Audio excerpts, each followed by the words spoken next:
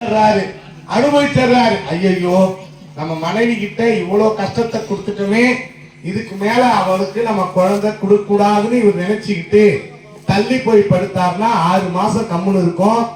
6வது மாசத்துக்கு மேல ஏங்க என்னங்க கோவம், என்னங்க பிரச்சனை, ஏன் என்கிட்ட நல்லா பேச மாட்டேங்கிற அப்படின்னு 7வது மாசம் ஆரம்பிக்கும். ஐயோ உன்னை நினைச்சா எனக்கு பாவமா இருக்குது.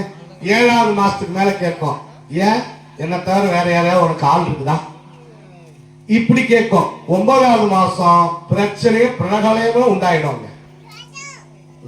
நான் உன்னை சொல்லல அப்படின்னு கேட்பாங்க. இந்த பிரசவ ஞானம் மனதில் நிற்காதான்.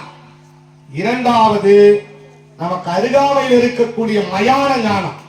சாமி வாங்க, சிவாய். மயான ஞானம்னு ஒரு ஞானம் இருக்குது. எல்லாரையும் கொண்டாந்து இடுகாட்டிலையும் சுடுகாட்டிலையும் வச்சு எரிப்பாங்க, புகைப்பாங்க.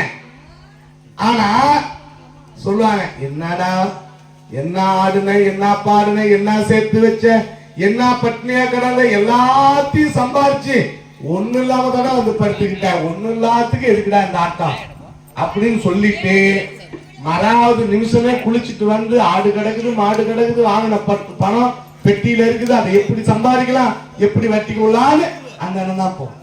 நாம இந்த புண்ணியத்தை இது மாதிரி அங்காளம்மன் கோயிலை கட்டி வைத்து, இப்படி மரங்களை நட்டு வைத்து, இப்படி மக்களுக்கு நல்லகை செயலை செய்ய வேண்டும், இதை விளக்கேற்ற வேண்டும், அதனால் நம் குடும்பம் விளக்காக இருக்க வேண்டும் என்று நினைப்பார்களானால் அது நிறைய பேருக்கு இல்லை என்பதுதான் வரலாறாகுது. இதற்கு மயான ஞானம் என்று பொருள். அடுத்தது 3வது வைராக்கிய ஞானம். சொல்லுவாங்க, ஏப்பா பார்த்து போக கூடாதா அப்படின்னு ஆஸ்பத்திரியில போய் ஒருத்தர் கேட்பார். அதை ஏன்னா கேட்கிற, நான் நல்லாதான் வந்தேன், அறியாமையில இருந்த ஒன்னோடு ஒண்ணு சண்டை பிடிச்சிக்கிச்சு, அது என்னோடு ஒண்ணு கடிச்சுக்கிட்டு என் வண்டி வீல்ல வந்து மாட்டி போச்சு, அது தப்பிச்சு ஓடி போச்சு, நான் வீந்து காலை உடைச்சிட்டு இருந்தேன், கையை உடைச்சிட்டு இருக்கிறேன், விழா எலும்பு போச்சுன்னு. எப்படி ஒரு நாயோடு இன்னொரு நாய் சண்டை போட்டது, அந்த நாய் வந்து என் வண்டியில மாட்டுச்சு, மாட்டின உடனே நாய் தப்பிச்சு போச்சு, நான் அதற்கு எலும்பு முறிந்து கட்டு போட்டிருக்கிறேன். இத சொல்லுவான். ஒரு 6 மாசம் 1 வருஷம் 2 வருஷம் கழிச்சு இவருக்கு நல்லா ஆயிடும், இவர் போய் பட்ல படுத்திருப்பாரு. என்ன தம்பின்னு கேட்டா, அதை ஏன்னா கேட்கிறேன், நான் நல்லாதான் போயிட்டு இருந்தேன், 5-6 நாய் தெரு நாய் ஒரே காலை கவுற மாதிரி வந்தது, என்னடா கடிச்சிருமோன்னு இந்த காலை தூக்குனேன், என்ன அப்படி வண்டியில மாட்டி என்ன சாட்சி விட்டு இப்ப இப்படி ஆகி போச்சுன்னா கால் முறிஞ்சு போச்சு, கட்டு போட்டுக்கிட்டு இருக்கிறேன்னு சொல்லுவேன். இது நமக்கு வைராக்கிய ஞானமா. என் தம்பி கடனை இன்னொருத்தங்களுக்கு வாங்கி கொடுத்த, சாட்சி போடாதன்னு சொல்லிட்டு இவர் ஒரு நாளைக்கு சாட்சி போட்டுட்டு இவர் மாட்டிட்டு இருப்பார்.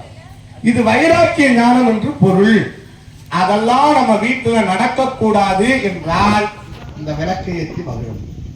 இந்த விளக்கை ஏற்றி மகிழ்ந்தா என்ன பண்ணுவார், அம்மையப்பராக திருவுள்ளம் கொண்டு நமக்கு அருள் செய்து அகில உலகங்களையும் ஆளக்கூடிய அன்னையானவள் அகில உலகத்திற்கும் நம்மை அன்புக்குரியவராக வைத்திருப்பார். எல்லாம் உரியர் அன்புரியர். அன்பு யாருக்கு உரியவரோ அவர் எல்லாத்துக்கும் உரியவர்களாக இருப்பார்கள் என்று நம் தமிழ் மறை கூறுகிறார். அந்த நிலையிலே இப்பொழுது திருமகளாக மலைமகளாக இவ்விடத்தில் திருவிளக்கை ஏற்ற அன்போடு இங்கே தாய்மார்களை பணித்து இப்பொழுது திருவிளக்கினை ஏற்ற முற்படுகிறோம்.